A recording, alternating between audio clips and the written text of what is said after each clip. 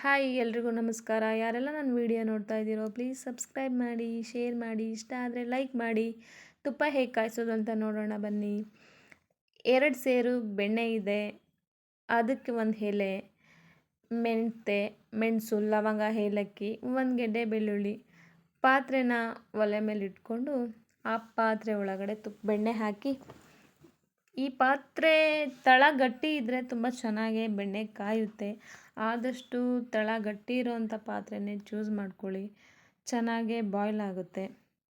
ಈ ಬೆಣ್ಣೆ ಕರಗಬೇಕು, ಚೆನ್ನಾಗಿ ಕರಗಿದ ಮೇಲೇ ನಾವು ಬೇರೆ ಇಂಗ್ರೀಡಿಯೆಂಟ್ಸ್ನ ಆ್ಯಡ್ ಮಾಡ್ಕೋಬೋದು. ಮೆಂತೆನ ಸ್ವಲ್ಪ ಉಗುರು ಬೆಚ್ಚ ಮಾಡಿಕೊಂಡು ಅದಕ್ಕೆ ಮೆಣಸು, ಲವಂಗ, ಏಲಕ್ಕಿ, ಬೆಳ್ಳುಳ್ಳಿ ಹಾಕಿ ಜಜ್ಜಿ ಇಟ್ಕೊಂಡಿರಿ.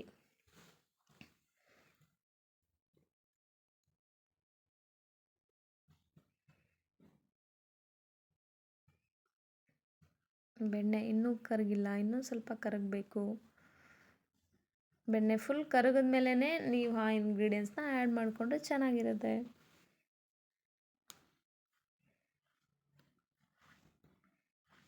ಫುಲ್ ಬೆಣ್ಣೆ ಕರಗಿದೆ.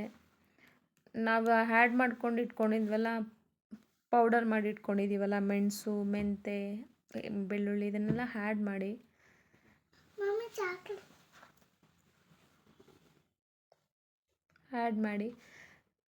ಬೆಣ್ಣೆ ಕರಗಿಸುವಾಗ ಅದಕ್ಕೆ ಕಲರು ಮುಖ್ಯನೇ, ಹಾಗಾಗಿ ಸ್ವಲ್ಪ ಅರಿಶಿನ ಆ್ಯಡ್ ಮಾಡ್ಕೊಳ್ಳಿ, ಕಲರ್ ಚೆನ್ನಾಗಿ ಕಾಣಿಸುತ್ತೆ. ಅರಿಶಿನ ಕಂಪಲ್ಸರಿ ಎಲ್ಲರೂ ಹಾಕ್ತಾರೆ. ಅರಿಶಿನ ಹಾಕಿ ಒಳ್ಳೆ ಕಲರ್ ಕೊಡುತ್ತೆ. ಹಾಗೆ ಮೇಯ್ನ್ ಇಂಗ್ರೀಡಿಯೆಂಟ್ಸೇ ತುಪ್ಪ ಕಾಯೋಕ್ಕೆ ಕಲ್ಲುಪ್ಪು. ಕಲ್ಲುಪ್ಪಿಂದನೇ ತುಪ್ಪ ಮರಳಾಗಿ ಬರುತ್ತೆ, ತುಂಬ ಚೆನ್ನಾಗಿ ಬರುತ್ತೆ. ಹಾಗಾಗಿ ನಿಮ್ಗೆ ಎಷ್ಟು ಕ್ವಾಂಟಿಟಿ ಬೇಕೋ ಅಷ್ಟು ಕ್ವಾಂಟಿಟಿ ಹಾಕ್ಕೊಳ್ಳಿ. ನನಗಿಷ್ಟು ಬೇಕು, ನಾನು ಹಾಕ್ಕೊಂಡಿದ್ದೀನಿ.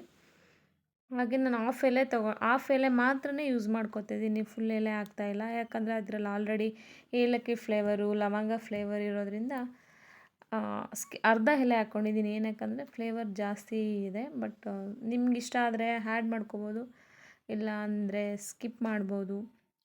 ನಾನು ಹಾಫ್ ಎಲೆ ಮಾತ್ರನೇ ಯೂಸ್ ಮಾಡಿರೋದು, ಇನ್ನು ಹಾಫ್ ಎಲೆ ಹಾಕಿಲ್ಲ. ನಿಮಗೇನಾದರೂ ಇಷ್ಟ ಆಗಿಲ್ಲ ಅಂದರೆ ಸ್ಕಿಪ್ ಮಾಡಿ.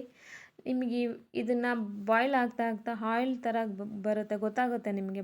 10 to 15 ಮಿನಿಟ್ಸಲ್ಲಿ ತುಪ್ಪ ಚೆನ್ನಾಗಿ ಕರಗುತ್ತೆ. ನೀವು ಇದನ್ನು ಆಫ್ ಮಾಡಿಬಿಟ್ಟು ಒಂದು ಗ್ಲಾಸ್ ಅಥವಾ ಸ್ಟೀಲ್ ಕಂಟೈನರಲ್ಲಿ ಸ್ಟೋರ್ ಮಾಡಿಟ್ಕೋಬೋದು. ನಿಮ್ಗೆ ಈ ವಿಡಿಯೋ ಇಷ್ಟ ಆದರೆ ಲೈಕ್ ಮಾಡಿ, ಶೇರ್ ಮಾಡಿ. Thank you.